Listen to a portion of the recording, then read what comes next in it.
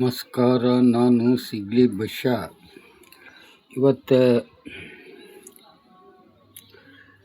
ಸಿಗ್ಲಿ ಬಷ ನನ್ನ ಕರ್ನಾಟಕದ 6 ಕೋಟಿ ಕನ್ನಡಿಗರಲ್ಲಿ ಹಂಚಿಕೊಳ್ಳುವುದು ಇಷ್ಟೇ. ಏನು ವಿಚಾರದ ಬಗ್ಗೆ ಹಂಚ್ಕೊತೀನಿ ಅಂದರೆ, ಈ ಹಿಂದೆ ದರ್ಶನ್ ಅವರು ಒಂದು ಕೊಲೆ ಆರೋಪದಲ್ಲಿ ಆರೋಪಿಯಾಗಿ ಜೈಲು ಸೇರಿದ್ರು. ಅವ್ರ ಮೇಲೆ ಆರೋಪಗಳ ಮೇಲೆ ಜೈಲಲ್ಲಿದ್ದಾಗ ಅವರ ಮೇಲೆ ಆರೋಪಗಳ ಮೇಲೆ ಆರೋಪ ಹೊರಿಸ್ತಾನೆ ಬಂದರು. ಇದರಲ್ಲಿ ಟಿ ವಿ ಮಾಧ್ಯಮದವರ ಕೈವಾಡ ಜಾಸ್ತಿ ಇದೆ ಅನ್ನೋದು ಇಡೀ 6 ಕೋಟಿ ಕನ್ನಡಿಗರಿಗೆ ಗೊತ್ತು. ಯಾಕಂದರೆ ದರ್ಶನ್ ಅವರು ಕೇಸ್ಗೆ ವೈಯಕ್ತಿಕವಾಗಿ ಮಾಧ್ಯಮಗಳು ಅವ್ರ ಮೇಲೆ ಹರಿಬಿದ್ದು ಅವ್ರಿಗೆ ಅವರ ಹಕ್ಕಿಗೆ, ಅವರ ಹೆಂಡತಿ ಮಕ್ಕಳ ಹಕ್ಕಿಗೆ, ಅವ್ರ ಕುಟುಂಬದ ಹಕ್ಕಿಗೆ ಧಕ್ಕೆ ಕೊಡೋಂಥ ವ್ಯವಸ್ಥೆಯಲ್ಲಿ ನಡ್ಕೊಂಡಂಥ ವಿಚಾರ ಪ್ರತಿಯೊಬ್ಬ ಕನ್ನಡಿಗರಿಗೂ ಗೊತ್ತಿದ್ದಂಥ ವಿಚಾರ.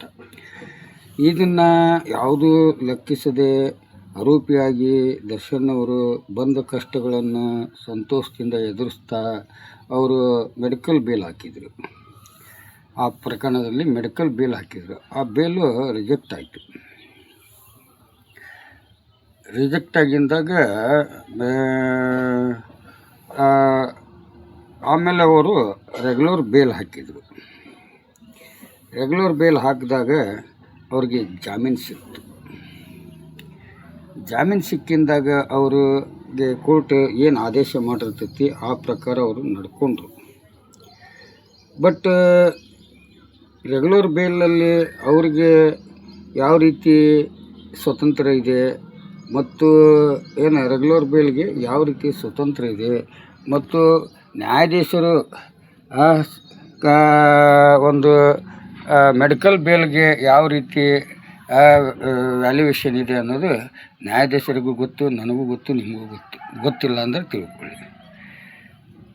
ಈಗ ಅವರಿಗೆ ರೆಗ್ಯುಲರ್ ಬೇಲ್ ಸಿಕ್ಕಿದಾಗ ಅವರು ಹೊರಗಡೆ ಬಂದು ಅವರು ತಮ್ಮ ಒಂದು ಲಕ್ಷಾನುಗಟ್ಟಲೆ ಕೋಟಿಗಟ್ಟಲೆ ಆದಾಯ ಬಂಡವಾಳ ಹಾಕಿ ಫಿಲಮ್ಗಳು ಮಾಡಿದರು. ಅದಕ್ಕೆ ನೂರಾರು ಮಂದಿ ಪಾಲ್ದಾರಿದ್ರು. ಅದೇ ಸಮಯ ತಡಿ ಅಂತಂದು ಅದು ಒಂದು ಫಿಲ್ಮ್ ಮುಗಿಸ್ಬೇಕಂತಂದು ತನ್ನ ನೋವುಗಳನ್ನು ತನ್ನ ಮನಸ್ಸಿನಲ್ಲೇ ಇಟ್ಕೊಂಡು ಇದೊಂದು ನೋವು. ಯಾಕಂದ್ರೆ ಮೆಡಿಕಲ್ ಆಯ್ತು, ಮೆಡಿಕಲ್ ಮಾಡಿಸ್ಕೊಂಡ್ರೆ ಮುಂದೆ ಫಿಲ್ಮ್ ಮಾಡೋಕ್ಕಾಗಲ್ಲ. ಅದೆಲ್ಲ ದುಡ್ಡಿನ ವ್ಯವಸ್ಥೆಗಳೆಲ್ಲ ನಾಶ ಆಗ್ತವೆ. ಅದಕ್ಕೋಸ್ಕರ ಸ್ವಲ್ಪ ಮಟ್ಟಿಗೆ ಈಗ ಜೈಲಲ್ಲಿನ ಇಷ್ಟು ವರ್ಷ ಇಷ್ಟು ತಿಂಗಳ ಇದ್ದು ಬಂದೀನಿ, ಅಂಥ ಕಷ್ಟನ ಅನುಭವಿಸೀನಿ. ಇದು ಒಂದು ಈ ಕಷ್ಟನ ಸರಿ ಮಾಡಿಕೊಂಡು ಆಮೇಲೆ ನಾನು ಮೆಡಿಕಲ್ ಮಾಡಿಸ್ಕೊಂಡು ಮುಂದಿನ ದಾರಿ ಹುಡುಕಬೇಕನ್ನಂಥ ಭಾವನೆಯಲ್ಲಿ ದರ್ಶನ್ ಅವರು ಇದ್ದರು. ಇದನ್ನು ಉದ್ದೇಶಿಸಿ ಸಾರ್ವಜನಿಕ ಮಾಧ್ಯಮಗಳು ಮತ್ತು ವಕೀಲರು ಯಾರೋ ಹೋಗಿ ಅಪ್ಪೀಲ್ ಹೋದರು ಸುಪ್ರೀಂ ಕೋರ್ಟಿಗೆ. ಅಪ್ಪೀಲ್ ಹೋದರೆ ಸೆಷನ್ನಲ್ಲಿ ರಿಜೆಕ್ಟ್ ಆಗಿತ್ತು ಅವ್ರಿಗೆ ರೆಗ್ಯುಲರ್ ಬೇಲ್. ಹೈಕೋರ್ಟ್ನಲ್ಲಿ ಜಾಮೀನು ಸಿಕ್ತು. ಆ ಜಾಮೀನು ಮೇಲೆ ಇದ್ದರು. ಈಗ ಆ ಜಾಮೀನು ಕ್ಯಾನ್ಸಲ್ ಮಾಡಬೇಕು, ದರ್ಶನನ್ನು ಹೆಂಗಾರ ಮಾಡಿ ಜೈಲಲ್ಲಿ ಸಾಯಿಸಬೇಕು, ಅವನಿಗೆ ಹಿಂಸೆ ಕೊಡಬೇಕು, ಅವನ ಹಕ್ಕಿಗೆ ಧಕ್ಕೆ ಕೊಡಬೇಕು ಅನ್ನೋಂಥ ಉದ್ದೇಶ ಇವ್ರದಿತ್ತು. ಆದರೆ 6 ಕೋಟಿ ಕನ್ನಡಿಗರಲ್ಲಿ ಮತ್ತು ಎಲ್ಲ ಪ್ರಜೆಗಳಲ್ಲಿ ಈ ಸಿಗ್ಲಿ ಬಷನ್ ಮನವಿ ಇಷ್ಟೇ: ಹ್ಯಾಡ್ ದಿ ಕ್ರೈಮ್. ಒಬ್ಬ ಆರೋಪಿ, ಒಬ್ಬ ಮನುಷ್ಯ ಏನೇ ಒಂದು ತಪ್ಪು ಮಾಡಿದ್ರೆ ಅವನ ಮೇಲೆ ದೂರಿದ್ರೆ ಆ ದೂರಿನ ಒಂದು ಸಮಸ್ಯೆಗೆ ಸರಿಯಾದಂಥ ತೀರ್ಪು ಕೊಡೋದು ನ್ಯಾಯಾಧೀಶರ ಕರ್ತವ್ಯ ಮಾತ್ರ. ಆದರೆ ಆ ತೀರ್ಪಿನಲ್ಲಿ ಆತನ ಹಕ್ಕಿಗಾಗಲಿ ಆತನ ಕುಟುಂಬದ ಹಕ್ಕಿಗಾಗಲಿ ಧಕ್ಕೆ ಕೊಡೋಂಥ ಕಾನೂನು ಮಾಡಬಾರ್ದು, ಪ್ರಜೆಗಳು ಮಾಡಬಾರ್ದು. ಇದು ಅಪರಾಧ. ಅದಕ್ಕೆ ಮಾನವ ಹಕ್ಕು ಆಯೋಗ ಇದೆ. ಇಲ್ಲಿಷ್ಟೆಲ್ಲ ಕಾನೂನು ವ್ಯವಸ್ಥೆಗಳು ಸ್ವಚ್ಛತವಾಗಿ ಕಂಡು ಬಂದ್ರೂ ನ್ಯಾಯಾಧೀಶರು ಇವರು ಕೊಟ್ಟಂಥ ಕೆಲವೊಂದು ಅಪೋಸಿಷನ್, ದರ್ಶನ್ ವಿರೋಧ ಪಕ್ಷಗಳು ಕೊಟ್ಟಂಥ ಒಂದು ಅಪ್ಲಿಕೇಶನ್ನ ಸುಪ್ರೀಂ ಕೋರ್ಟು ಅದನ್ನು ವಿಚಾರಣೆ ತಿಳ್ಕೊಂಡು ಎಲ್ಲ ವಿಚಾರಗಳನ್ನು ತಿಳ್ಕೊಂಡ್ರು. ಆದರೆ ಸುಪ್ರೀಂ ಕೋರ್ಟಿನ ಭಾವನೆ ಏನಿತ್ತು ಅಂದರೆ ಅದನ್ನು ಅವ್ರ ಒಳ ಮನಸ್ಸು ಏನಿತ್ತು, ಅವ್ರು ಯಾಕೆ ಅವ್ರಿಗೆ ಬೇಲ್ ಕ್ಯಾನ್ಸಲ್ ಮಾಡಿದರು ಅನ್ನೋದ್ರ ಬಗ್ಗೆಯೂ ನಾನು ಮಾಹಿತಿ ಕೊಡ್ತೀನಿ. ಯಾಕಂದರೆ ನಾನು ಅವರ ಆರ್ಗ್ಯುಮೆಂಟು ಕೇಳಿಲ್ಲ, ಆ ಫೈಲು ನೋಡಿಲ್ಲ. ಆದರೂ ನನ್ನ ಒಂದು ಮನಸ್ಸಿನಲ್ಲಿ ಬಂದಂಥ ಅವ್ರ ಗುಣಾನುಗಳು ಯಾವ ರೀತಿ ಭಾವನೆಯಲ್ಲಿ ಅವ್ರಿಗೆ ಬೇಲ್ ಕ್ಯಾನ್ಸಲ್ ಮಾಡಿದರು. ಯಾಕಂದರೆ ಈ ಕೇಸ್ನಲ್ಲಿ ಸುಮಾರು ಸಾಕ್ಷಿಗಳದು. ಈಗ ಬೇಲ್ ಕೊಟ್ಟರೆ ಸಾಕ್ಷಿಗಳು ನಾಶ ಆಗೋಂಥ ವ್ಯವಸ್ಥೆಯಲ್ಲಿ ಆಗ್ತವೆ. ಯಾಕಂದರೆ ಇವತ್ತು ರಾಜ್ಕುಮಾರ್ ಅವ್ರ ಪ್ರಕರಣ ಒಂದು ಮುಂದಿಟ್ಕೊಳ್ರಿ, ದಂಡುಪಾಳ್ಯ ಪ್ರಕರಣಗಳನ್ನು ಮುಂದಿಟ್ಕೊಳ್ರಿ. ಉಮೇಶ್ ರೆಡ್ಡಿ ಪ್ರಕರಣನ ಮುಂದಿಟ್ಟುಕೊಂಡ್ರೆ ಅವೆಲ್ಲ ಎಷ್ಟೆಷ್ಟು ವರ್ಷಕ್ಕೆ ತೀರ್ಪು ಆದವು ಅನ್ನೋದ್ರ ಬಗ್ಗೆ ವಿಚಾರ ತಿಳ್ಕೊಬೇಕು. ಈಗ ರಾಜ್ಕುಮಾರನ ಕಿಡ್ನಾಪ್ ಮಾಡಿದ ಪ್ರಕರಣದಲ್ಲಿ ಹಳ್ಳ ಹಿಡಿದು ಹೋಗ್ಬಿಡ್ತಾ ಆ ಕೇಸ್. ಹಂಗೆ ಇದು ಒಂದು ಕೇಸ್ ಹಳ್ಳ ಹಿಡಿದು ಹೋಗಬಾರ್ದು, ಇದಕ್ಕೊಂದು ನ್ಯಾಯ ಸಿಗಬೇಕಂತಂದು ವಿರೋಧ ಕಕ್ಷಿದಾರ ಪ್ರಜೆಗಳು ಅದನ್ನು ಅಪೀಲ್ ಹೋದರು. ಅದನ್ನು ನೋಡಿದಂಥ ನ್ಯಾಯಾಧೀಶರು ಹೌದು ಇವತ್ತು ಜಡ್ಜ್ ಇದ್ದಾಗ ಎಸ್ಕಾರ್ಡ್ ಇದ್ದಾಗ ವಕೀಲರಿದ್ದಾಗ ಆರೋಪಿ ಬೇರೆ ಕೋರ್ಟಿಗೆ ಹೋಗಿರ್ತಾನೆ. ಇಂಥ ಸಮಸ್ಯೆಗಳಲ್ಲಿ ತಿಂಗಳಿಗೆ 14 ದಿನ ಡೇಟ್ ಇರುತ್ತೆ. ಆದರೆ ಮರ್ಡರ್ ಕೇಸಿನ ಬೇರೆ, ಈ ಒಂದು ಇದ್ರ ಕೇಸಿಂದ ಬೇರೆ. ಒಂದು ವರ್ಷ ಇಲ್ಲ 6 ತಿಂಗಳು ಅವ್ರನ್ನ ಒಂದು ಚಾರ್ಜ್ ಶೀಟೇ ಆಗಲಿ, 3 ತಿಂಗಳಿಗೆ ಟ್ರಯಲ್ ಫಿಕ್ಸ್ ಆಗಲಿ, 3 ತಿಂಗಳಿಗೆ ವಿಚಾರಣೆ ತೊಗೊಂಡು 1 ತಿಂಗಳಲ್ಲಿ 10 ತಿಂಗಳಲ್ಲಿ ಜಜ್ಮೆಂಟ್ ಮಾಡಿಬಿಡ್ಬೇಕು. ಯಾಕಂದರೆ ಅವ್ನಿಗೆ ಮುಂದಿನ ಕೋರ್ಟಿಗೆ ಅಪೀಲ್ ಹೋಗೋಕೆ ಮತ್ತು ಅದು ಅಲ್ಲಿ ಏನಾರ ಹೆಚ್ಚು ಕಮ್ಮಿ ಅಲ್ಲಿ ಒಂದು 10 ವರ್ಷ 20 ವರ್ಷ ನಡೆದು ಮತ್ತು ಅಲ್ಲಿ ಹೋದ್ರೆ ಹಿಂಗೆ ಸಮಸ್ಯೆಗಳು ಸತ್ತ ಮೇಲೆ ತೀರ್ಪಾಗಂಥ ವ್ಯವಸ್ಥೆ ಆಗ್ತವೆ. ಸಾಕ್ಷಿಗಳಿಗೆ ಅರ್ಥ ಇಲ್ಲದಂಥ ಸಾಕ್ಷಿಗಳು ಕೊಳತು ಹೋಗ್ತವೆ. ಸತ್ಯ ಯಾವತ್ತು ಉಳಿಬೇಕಂದ್ರೆ ಇಮಿಡಿಯೇಟ್ಲಿ ಈ ಕೇಸನ್ನ ಇತ್ಯರ್ಥ ಮಾಡಿ ಕೊಡಬೇಕಂತಂದು ಸುಪ್ರೀಂ ಕೋರ್ಟ್ ಎಲ್ಲ ವಿಚಾರನ ಮನಗಂಡು ಈ ಕೇಸ್ನಲ್ಲಿ ದರ್ಶನ್ ಅವ್ರ ಮೇಲಿದ್ದಂಥ ಈ ಪ್ರಕರಣದಲ್ಲಿ ಇರ್ತಕ್ಕಂಥ ಆರೋಪಿಗಳಿಗೆ ಈ ಒಂದು ಕಸ್ಟಡಿಯಲ್ಲೇ ಇಟ್ಟು ಅತಿ ಶೀಘ್ರದಲ್ಲಿ ಕೊಟ್ಟಂಥ ಆದೇಶದ ಪ್ರಕಾರ 1 ವರ್ಷ ಅಥವಾ 10 ತಿಂಗಳು ಅಥವಾ 8 ತಿಂಗಳು 2 ವರ್ಷ ಹಿಂಗೆ ಕೊಟ್ಟಿರ್ತಾರೆ ನ್ಯಾಯಾಧೀಶರು. ಅಷ್ಟರ ಅವಧಿ ಒಳಗೆ ಈ ಕೇಸಿನ ವಿಚಾರಣೆ ತೊಗೊಂಡು ನೀವೇನು ಕೊಟ್ಟಿರ್ತೀರಿ ಮೇನ್ 60, 70, 50 ಮೇನ್ ಸಾಕ್ಷಿಗಳು ಪಡ್ಕೋಬೇಕು.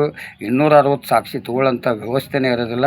ಇಷ್ಟು ಸಾಕ್ಷಿಗಳಿಗೆ ಇಷ್ಟು ಸಮಯ ಬೇಕು ಅಂತಂದು ಅವರು ಅದರಲ್ಲಿ ಹಾಕಿರ್ತಾರೆ. ಅವರು ನ್ಯಾಯಾಧೀಶರು ಅದನ್ನು ಪರಿಶೀಲನೆ ಮಾಡಿರ್ತಾರೆ. ಆಮೇಲೆ ಅವ್ರು ಏನು ಆದೇಶ ಮಾಡಿರ್ತಾರೆ ಇಷ್ಟು ದಿನದೊಳಗೆ ಈ ಕೇಸನ್ನ ಇತ್ಯರ್ಥ ಮಾಡಿಕೊಡ್ಬೇಕು. ಆದರೆ ಇವತ್ತು ದರ್ಶನ್ ಅವರು ಆ ಆದೇಶದ ಪ್ರಕಾರ ಜೈಲಿನಾಗಿದ್ದಾರೆ. ಆ ಜೈಲಿನಾಗಿದ್ದು ಕೋರ್ಟಿಗೆ ಅಟೆಂಡ್ ಆಗ್ತಾ ಇದ್ದಾರೆ. ಈಗ 60 ಸಾಕ್ಷಿಗಳು ಏನಾದ್ರೂ 1 ವರ್ಷದೊಳಗೆ ಮುಕ್ತಾಯ ಆಗಿದ್ದವು, ಆಗಿ ಜಜ್ಮೆಂಟ್ ಆಗಂಥ ವ್ಯವಸ್ಥೆ ಐತು ಇಲ್ಲವೋ ಅನ್ನೋದ್ರ ಬಗ್ಗೆ ಇದನ್ನು ತಿಳ್ಕೊಂಡು ದರ್ಶನ್ ಪರ ವಕೀಲರು ನೀವು ಕೊಟ್ಟ ಅವಧಿ ಮುಗಿದ್ರೂ ಇನ್ನೂ ಸಾಕ್ಷಿಗಳು ವಿಚಾರಣೆಯಲ್ಲೇ ಅದಾವು, ಇದಕ್ಕೆ ಮುಂದೆ ಸಮಯ ಕೊಡ್ತಿರೋ ಅಥವಾ ಅವನಿಗೆ ಬೇಲ್ ಕೊಡ್ತಿರೋ, ಇಷ್ಟೇ ಪ್ರಶ್ನೆ ಇರೋದು. ಏನಂತೀರಿ? ಇವತ್ತು ಜೈಲುಗಳು ನ್ಯಾಯಾಧೀಶರು ಅರ್ಥ ಮಾಡ್ಕೋಬೇಕು. ಪ್ರತಿಯೊಬ್ಬರು ನ್ಯಾಯಾಧೀಶರು ಅರ್ಥ ಮಾಡ್ಕೋಬೇಕು. ಒಂದೇ ಜಾಗದಾಗ ಕುಂತು ತೀರ್ಪು ನೀಡಿದ್ರೆ ಅದಕ್ಕೆ ತೀರ್ಪು ವ್ಯಾಲ್ಯೂಯೇಷನ್ ಇರೋದಿಲ್ಲ. ಪ್ರತಿಯೊಂದು ಜೈಲುಗಳಿಗೆ ಇನ್ವೆಸ್ಟಿಗೇಷನ್ ಮಾಡಬೇಕು. ಜೈಲುಗಳು ಯಾವ ರೀತಿ ಆಗಿದ್ದವು ಇವತ್ತು ಒಂದು ಉದಾಹರಣೆ ಕೊಡ್ತೀನಿ. ಏನು ಉದಾಹರಣೆ ಕೊಡ್ತೀನಿ ಅಪ್ಪ ಅಂತಂದರೆ, ಒಬ್ಬ ಹುಡುಗ ಒಂದು ತಪ್ಪು ಮಾಡಿರ್ತಾನೆ, ಅವನು ಬಾಲಾಪರಾಧಿ ಆಗಿರ್ತಾನೆ, ಅವನು ಹಾಸ್ಟೆಲಲ್ಲಿ ಇಟ್ಟಿರ್ತಾನೆ ಅಂತ ತಿಳ್ಕೊಳ್ಳಿ. ಇಲ್ಲ ಒಂದು ಹುಡುಗನ ಜೊತೆಲೇ ಮೈನರ್ ಇದ್ದಂಥ ಹುಡುಗನ ಜೊತೆಲಿ ಓಡಿ ಹೋಗಿರ್ತಾಳೆ.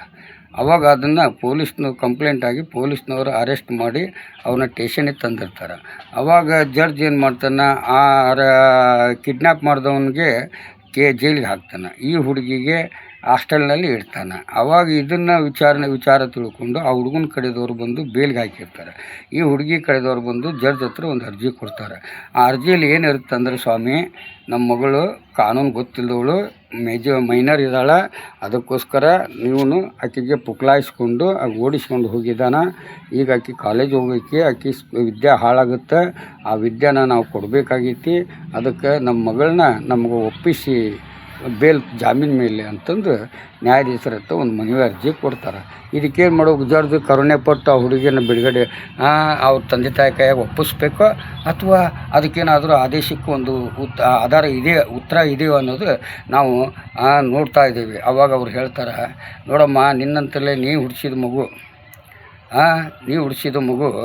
ನೀನು 16 ವರ್ಷ ನಿನ್ನ ಮಗಳನ್ನ ನೀನು ಬೆಣ್ಣೆ ಥರ ಸಾಕ್ಕೊಂಡಿದ್ದಿ. ಆದರೆ 5 ನಿಮಿಷದ ಚಟಕ್ಕೋಸ್ಕರ ಆ ಮಗು ಇನ್ನೊಬ್ಬನ ಮಾತು ಕೇಳಿಕೊಂಡು ಓಡಿ ಹೋದ್ಲು. ಓಡಿ ಹೋಗಿದ್ದಾಗ ಈಗ ನಿನ್ನ ಕಡೆಯಿಂದ ಅರೆಸ್ಟ್ ಮಾಡೋಕ್ಕಾಗಲಿಲ್ಲ, ಕಾನೂನು ಮೊರೆ ಹೋದಿ. ಕಾನೂನವ್ರು ಅರೆಸ್ಟ್ ಮಾಡಿದ್ದಾರೆ ಅಂದರೆ ಆ ಕಾನೂನಲ್ಲಿ ಆ ಒಂದು ಆರೋಪಿ ಆಗಿರಲಿ, ಆ ಒಂದು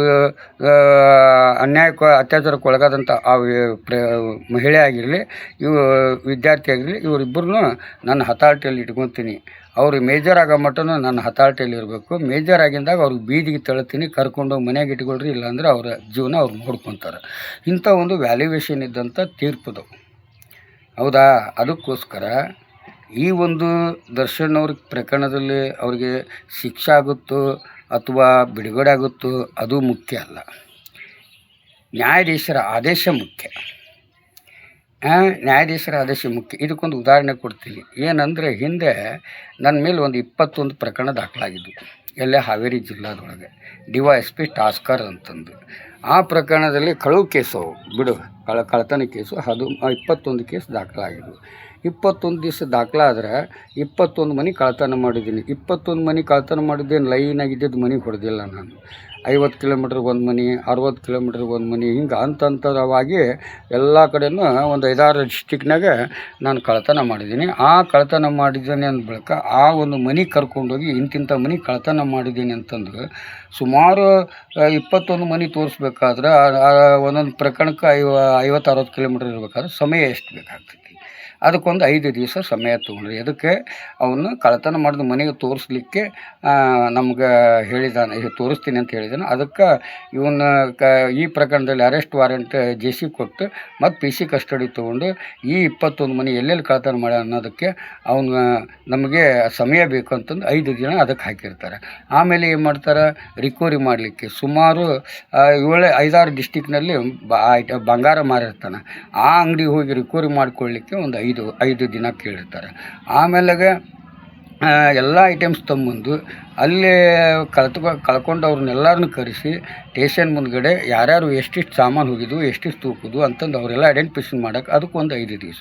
15 ದಿವಸ ಈ ಸಿಗ್ಲಿ ಬಸ್ಸನ್ನು JC PC ಕಸ್ಟಡಿಗೆ ನಮ್ಗೆ ಒಪ್ಪಿಸಿ ಅಂತಂದು ಅರ್ಜಿ ಕೊಟ್ಟಿರ್ತಾರೆ. ಅದಕ್ಕೆ ಜಡ್ಜ್ ಏನು ಮಾಡ್ತಾನೆ, ನೀವು 15 ದಿವಸ ಕೇಳಿರಿ, ಮೊದಲು 5 ದಿವಸ 4 ದಿವಸ ತೊಗೊಂಡು ಹೋಗ್ರಿ ಅಂತ 4 ದಿನ ಕೊಡ್ತಾನೆ.